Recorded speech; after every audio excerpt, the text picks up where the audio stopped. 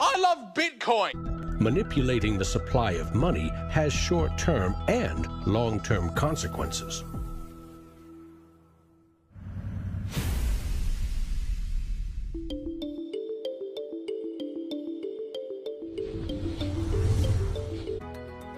In 1913, bankers and politicians decided that it was in the country's best interest, and theirs, to have a permanent central bank. They created the Federal Reserve. Among its jobs, expand or contract the supply of a single national currency, the Federal Reserve note. The dollar was tied to gold, and strategic control of it would avoid booms that lead to busts. At least that was the plan. Then came 1929.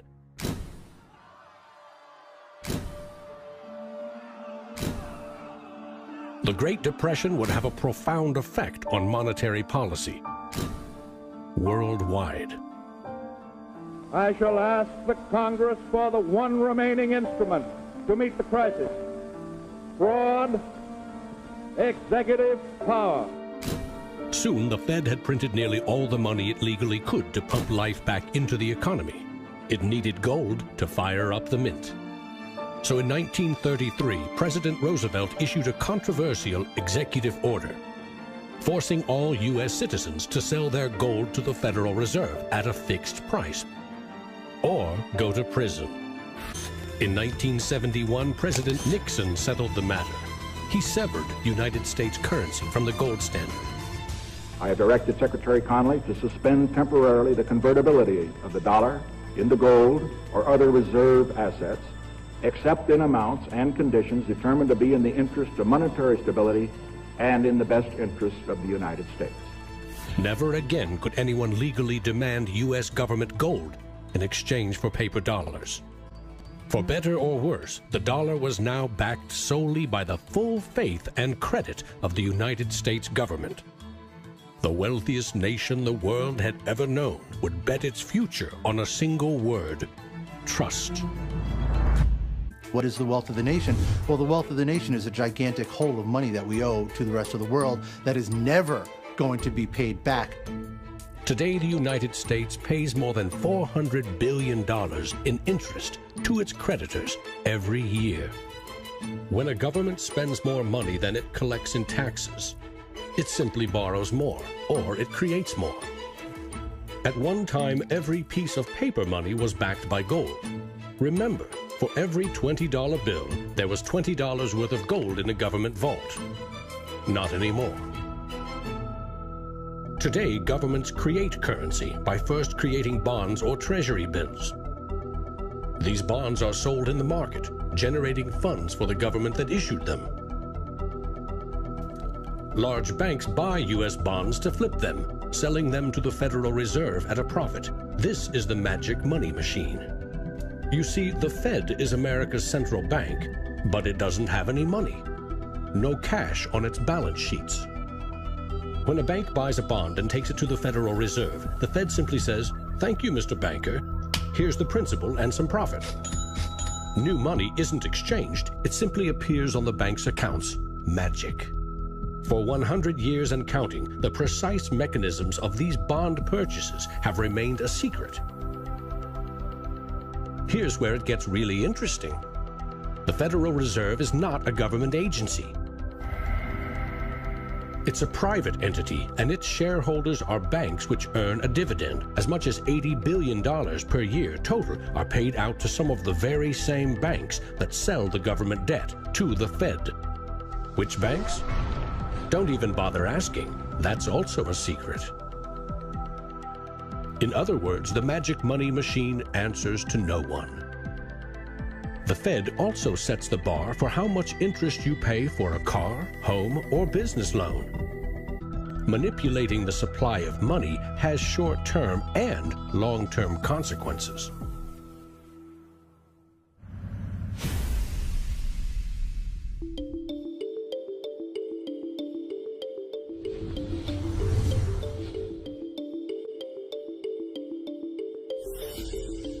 Central banks aim to create new money carefully, strategically, and very, very slowly.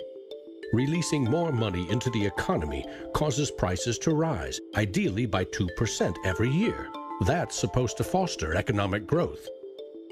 But 2% inflation means the buying power of one cash dollar in your pocket today will be 98 cents next year, and less nearly every year to come. Since 1913, when the Federal Reserve took over the United States dollar, we've seen that the United States dollar has decreased in value 98%. Inflation is a far higher tax because on your income you pay it just once. If inflation is 2%, you're paying a 2% tax on your net worth every single year, your net worth held in currency. So, what does that mean? If you earned $1 in 1913, you could buy 16 loaves of bread. Today, $1 barely buys you one. That's not a quaint notion of how cheap things used to be. It's proof that the value of your cash is slowly withering away. That $1 invested at 2% in 1913 would now be worth $7.24. More than 600% return versus a near total loss. The US dollar has gone from being worth $1 to now being worth about 4 cents. So that's, 96% of its original value. And it's a direct result of government control. Governments don't create money from thin air all alone. You play a key role in the magic money machine.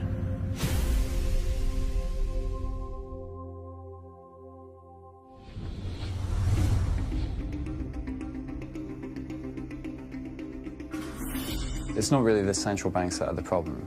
I mean, they're part of the problem, but the real problem is that we've given the power to create money to the same banks that caused the financial crisis. We put our paychecks and savings into a bank account and draw from it as we need it. The banks are custodians of our money, right? Wrong. It is now the property of the bank on their balance sheets. They can do just about anything they want with it. For example, create new money. Here's how. Your bank account shows $100, but the bank only holds $3 and loans $97 to Bob to buy something. In the bank's computers, you still have $100 in your account, but Bob now has $97 of new virtual money in his account. Just digits on a computer screen. There's no cash, no gold, or anything else backing up the new numbers in Bob's account. Just his promise to pay it back. This is new money created as debt. When those $97 are spent, say in a shop, the shop owner deposits into another bank, and it is lent out again, and again, and again. And each of these people have numbers in their accounts showing that they own this money. So your original $100 has multiplied. Now there are over $3,300 in the system. This process of loaning out far more money than a bank actually has as cash on hand is called fractional reserve banking. In the UK, 97% of the money that exists is just numbers in the computer system, and those numbers are created by the banks. Banks earn untold billions in interest every year by creating and lending virtual money. What's more, banks don't even need your deposit to create new money. If they consider someone credit-worthy for a loan, they can put new magic money into his or her account and start charging interest. So reporters talk about Bitcoin as though it's the first digital currency. But actually we use digital currency every time you make a transaction through internet banking or through your bank card. Actually, it's not even just digital currency, it's digital currency that is created by the banks, essentially out of nothing. In other words, all new money is debt. This is the part of money creation that isn't taught in economics class. Money in paychecks, bank accounts, 401ks, that loan to Bob, credit card debt, your home loan, all began life as virtual money created by the banks. The entire system is based on trust. Trust in the bank's solvency. Trust in the debtor's ability to repay their debt. If all bank customers demanded just 3% of their deposits right now in cash, this run on the banks would reveal the truth. Almost none of that paper currency you think is in your bank account exists. It never did. History teaches that the most revolutionary and disruptive innovation nearly always comes from the fringe, not from corporate cubicles. True innovators see the world differently. They see the big picture, creating new products and entire systems that lead to new industries. Steve Jobs called them the square cogs in round holes. It's unsurprising that new innovations always come from a niche group of early adopters, because it is inherently very hard for many people to realize the benefits of new technologies. In 2011, most Bitcoin community people were either people from the technology space, the geeks and hackers, or people from the traditional financial industry. There are even some bankers and hedge fund traders using Bitcoinica at that time as well, which was really surprising to me. A radical new idea is often met with skepticism, ridicule, even hostility from those who stand to lose the most from its success. Case in point, the automobile. In the late 19th century, Carl Benz and others built the first cars, contraptions that could threaten the stagecoach and railroad industries. These self-propelled vehicles, or road trains, would certainly scare horses, injure people, and damage roads. Cars, the railroad barons said, were just too dangerous. And to protect us, they used their power to pass a law in 1865. It required every automobile in England to observe a 4-mile-per-hour speed limit and to be operated by a crew of 3, a driver, an engineer, and a flagman.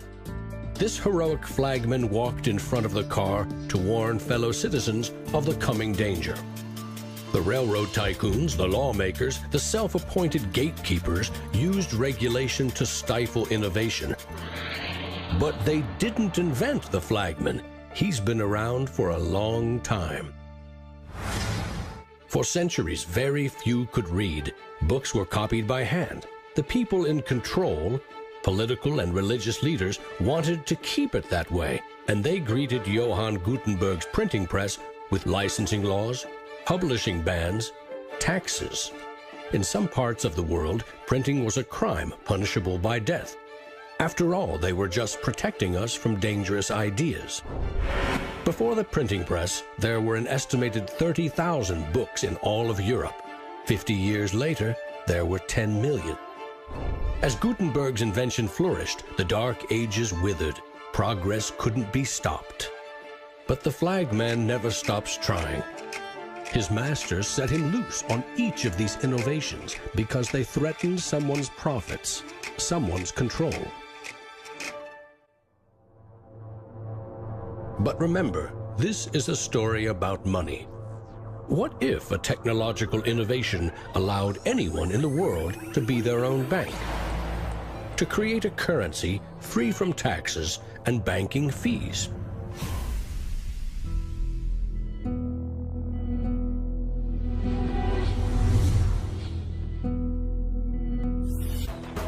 Who is Archimedes?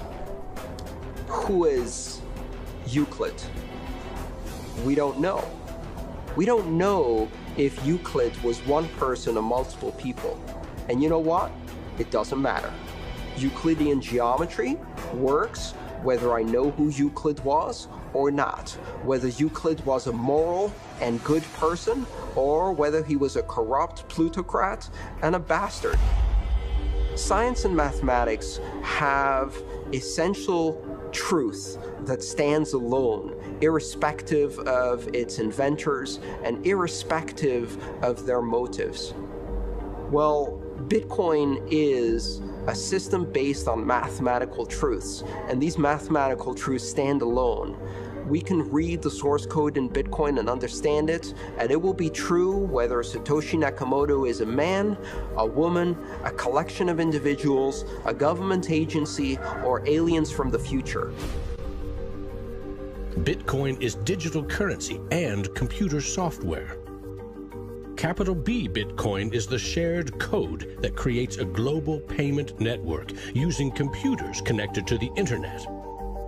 Bitcoins are virtual currency, digital money created, stored, and exchanged on that network.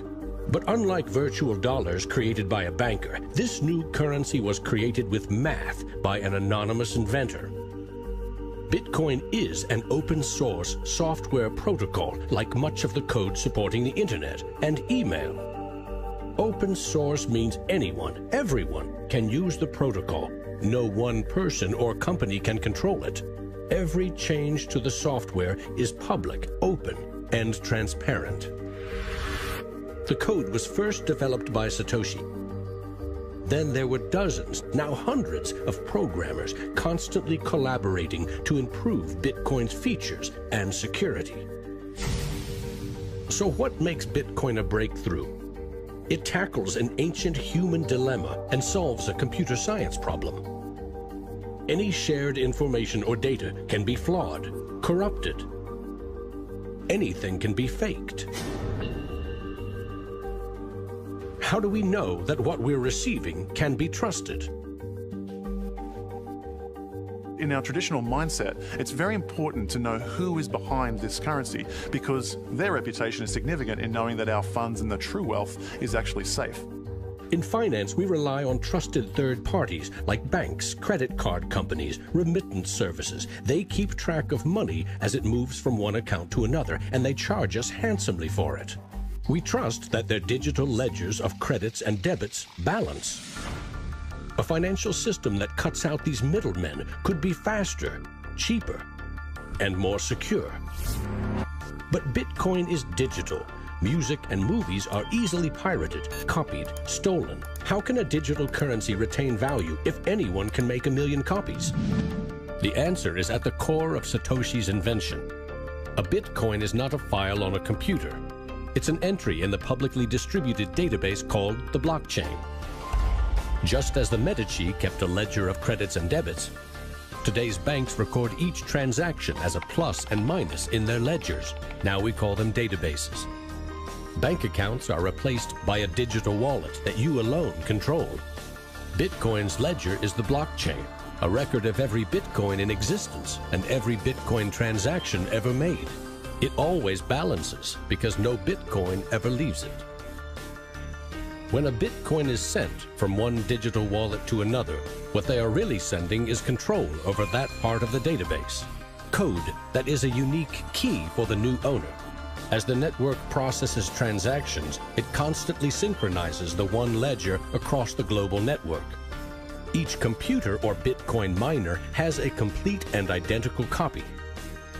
And because the blockchain is public, it cannot be controlled by any one person or computer.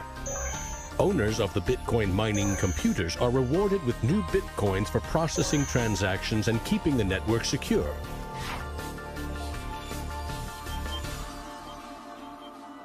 In other words, the Bitcoin network replaces banks and bankers.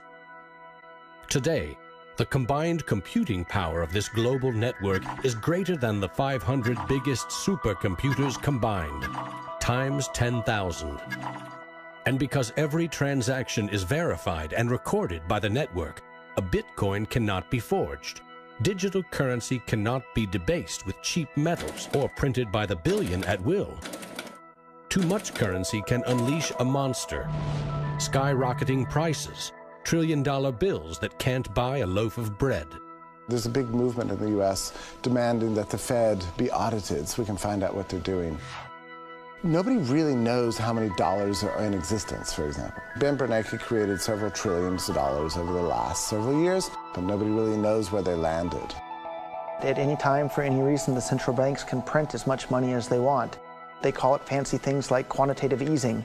And when they do that, it makes the dollars or euros or yen that you and I have worth less. So if the world starts using Bitcoin as their currency, it can't be controlled by central bankers or politicians. Remember, central banks create money to boost the economy and try to pull it back out before inflation heats up. But no one knows how much magic money global banks are creating to boost their profits with questionable loans.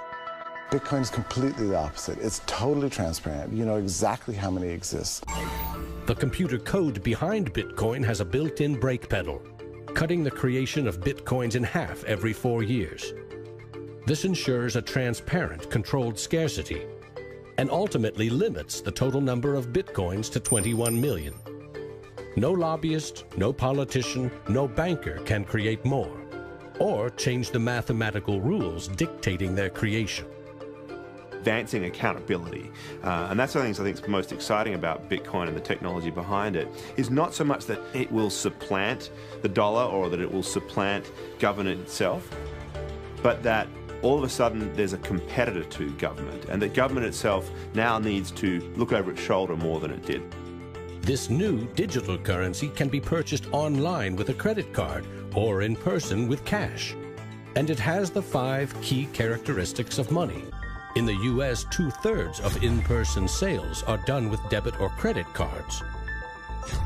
That plastic is a 60-year-old technology, created by a middleman, never designed for the internet. Each transaction requires personal data, like your name and address. Credit card databases are regularly hacked, with fraudulent purchases charged to your account.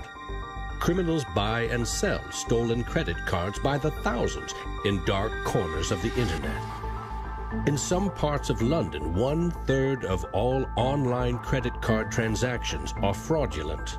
A Bitcoin purchase is done for pennies, but there are no protections. If you lose your passwords or are fooled into paying the wrong person, you can never get your money back. It is like digital cash.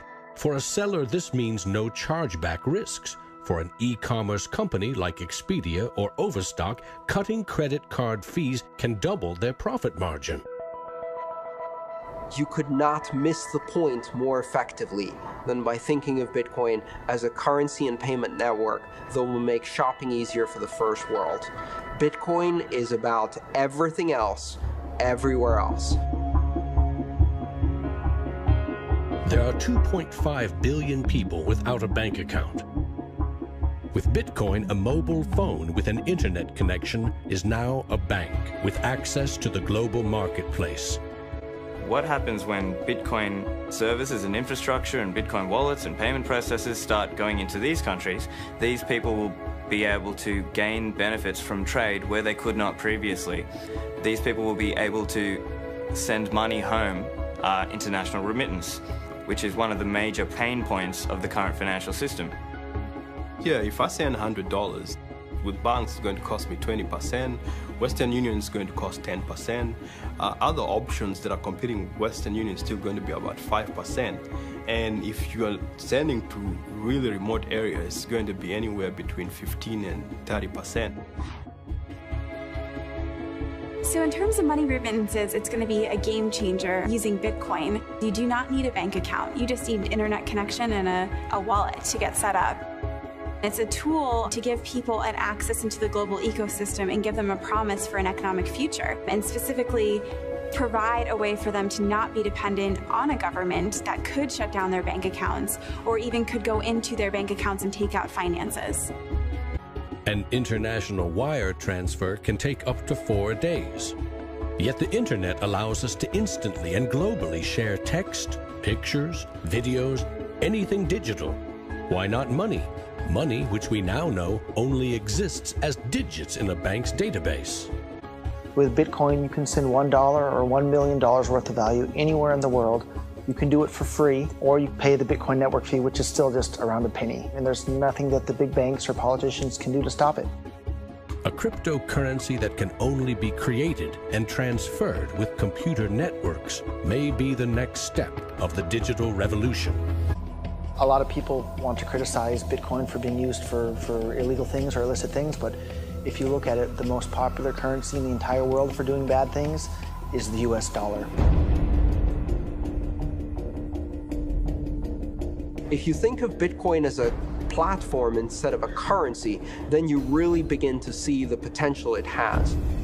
The ledger, which cannot be forged, it cannot be changed, and is universally accepted, is genius. There will be Bitcoin technology forever, and it'll have applications for years to come.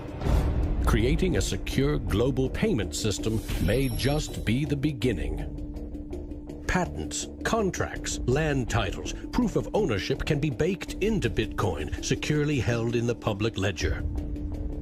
I read up more about Bitcoin, I played with the source code, I built some things that I realized this is actually a very, very powerful protocol. It's not just a currency, but it's actually programmable money. The digital age has fundamentally changed the world. We have embraced digitized music, film, medical records, communications, the internet. The free exchange of information and currency can fuel revolutions, help in a disaster. But our money is shackled to the 20th century, manipulated by governments and banks. The champions of Bitcoin ask us to imagine payments without a middleman, investments without a broker, loans without a bank, insurance without an underwriter, charity without a trustee, escrow without an agent, betting without a bookie, record keeping without an accountant, global, secure, nearly instant, and free. Is it fantasy or the future of money and commerce?